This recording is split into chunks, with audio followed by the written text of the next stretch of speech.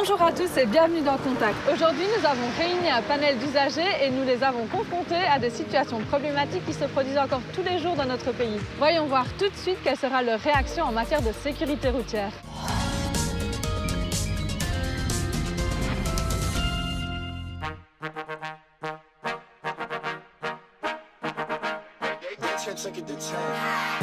Quels sont les bons réflexes à avoir si votre véhicule se retrouve bloqué sur les voies de chemin de fer? Waouh, mon Dieu, quel choc! Oh, mon Dieu. Hop là. Dans le gosier. On se trouve sur un passage à niveau, on voit que les barrières sont baissées, que le feu est rouge et il y a un camion qui est immobilisé. C'est ma plus grande hantise, ça, quand je conduis. Les feux du passage à niveau sont en haut, donc ça veut dire qu'en principe, il ne peut pas y avoir de véhicule à cet endroit-là. Il faut avancer le camion parce qu'il y a assez de place. Je comprends même pas pourquoi il est encore... Peut-être parce qu'il est en panne. Je pense que j'aurais fait à peu près la même chose que la personne là. On ne sait plus rien faire, autant juste s'éloigner, se mettre en sécurité. Toi là, tu es en panne, milieu des voies ferrées. Qu'est-ce que tu fais là? Je cours parce que je vais pas me mettre sur les rails pour pousser le camion. Ce genre de truc, il n'y a que dans Tintin que tu vois ça. On n'est pas dans Fast and Furious, du coup, il ne faut pas juste traverser, quoi. Oui, prévenir les secours, bien sûr, essayer ça. de trouver de l'aide. Voilà, Il faut prévenir aussi au cas où justement il y a un train qui est là. T'es très prévoyant, hein. Je vais conduire avec toi maintenant. Pour éviter ce genre de situation, il faut d'abord respecter le code de la route. Donc quand les barrières d'un passage à niveau sont baissées, lorsque le feu est rouge, eh bien on ne passe pas. Si un véhicule se trouve malgré tout en panne ou immobilisé sur les voies de chemin de fer, il y a deux réflexes à adopter. Le premier, c'est de se mettre immédiatement en sécurité. Et le second, c'est d'appeler le 1711, dont le numéro se trouve sur un autocollant affiché sur le passage à niveau. C'est un nouveau numéro que nous mettons en service depuis le début de l'année 2024 et qui est directement lié à notre centre de contrôle du trafic. Ça permettra d'arrêter les circulations des trains et d'éviter ce type d'accident. Ah ben voilà, on se couchera moins bête.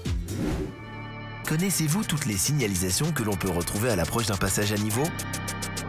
Aïe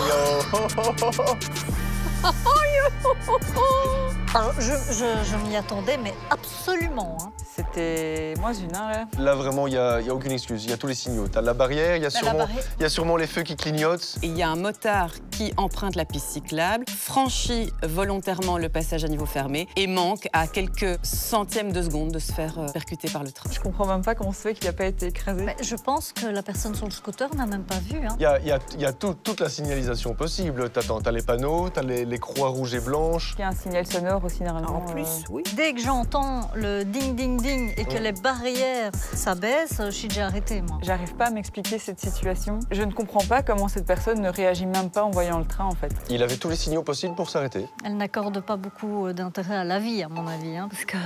Le conducteur du scooter a eu énormément de chance puisqu'il prend un risque inconsidéré. Chaque mois, on déplore entre 2 et 3 accidents au passage à niveau avec des victimes. Ce sont des accidents qui pourraient être évités facilement puisque 85% d'entre eux sont liés à des imprudences de ce type ou à un manque de respect du code de la route. Et le code de la route, il est simple. C'est quand le feu est rouge, quand les barrières sont baissées, eh bien on ne passe pas au passage à niveau.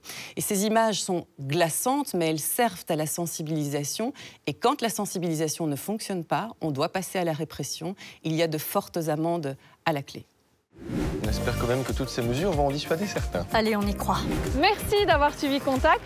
Votre émission de sécurité routière revient dès la semaine prochaine, mais d'ici là, vous pouvez nous suivre sur nos réseaux sociaux et sur la page Facebook RTBF Mobile Info. Quant à moi, je vous dis à la semaine prochaine et d'ici là, bonne route!